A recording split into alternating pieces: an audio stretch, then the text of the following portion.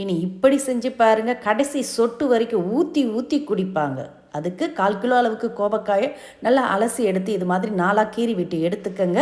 இப்போ இந்த கோவக்காய் வேண்டிய மசாலா அரைக்கிறதுக்கு ப்ரெஷர் குக்கர்லேயே நான் சூடு பண்ணி வறுத்து அரைக்க போகிறேன். அதுக்கு 1 டீஸ்பூன் எண்ணெய் விட்டு 3 டேபிள் ஸ்பூன் வேர்க்கடலை, ஒரு 10 பூண்டு, இஞ்சி துண்டு, ஒரு மீடியம் சைஸ் வெங்காயம் எல்லாம் சேர்த்து நல்லா வதங்கின பிறகு இதோட 2 ஏலக்காய், 2 கிராம்பு, ஒரு பட்டை துண்டு சேர்த்துட்டு இதோட 1 டேபிள் ஸ்பூன் வெள்ளை எள்ளும் சேர்த்து நல்லா வறுத்து எடுத்து அதை அப்படியே ஒரு மிக்சர் ஜாரில் மாற்றி ஆற விட்டுக்கங்க. அது ஆறத்துக்குள்ளே ப்ரெஷர் குக்கரில் 1 டீஸ்பூன் எண்ணெய் விட்டு நம்ம கட் பண்ணி வச்ச கோவக்காய் எல்லாத்தையும் கொஞ்சம் உப்பு சேர்த்து நல்லா பச்சை வாசனை போகிற அளவுக்கு வதக்கிட்டு இப்போ வதக்கி வச்ச வெங்காய வேர்க்கடலையோட கொஞ்சமாக தண்ணி விட்டு அரைச்சி எடுத்துட்டு அதோட 2 டீஸ்பூன் மிளகாய்த்தூள், 1 டீஸ்பூன் மல்லித்தூள்லாம் சேர்த்து கொஞ்சம் தண்ணி விட்டு மைய அரைச்சி எடுத்துக்கோங்க. அரைச்சி எடுத்துகிட்டு வந்த மசாலாவை வதங்கின கோவக்காவோடு சேர்த்துட்டு சின்ன லெமன் சைஸ் புளியையும் ஊற வச்சு 1 கப் அளவுக்கு தண்ணீர் விட்டு அப்படியே கலந்துட்டு ப்ரெஷர் குக்கரை மூடி 2 விசில் விட்டு எடுத்திங்கன்னா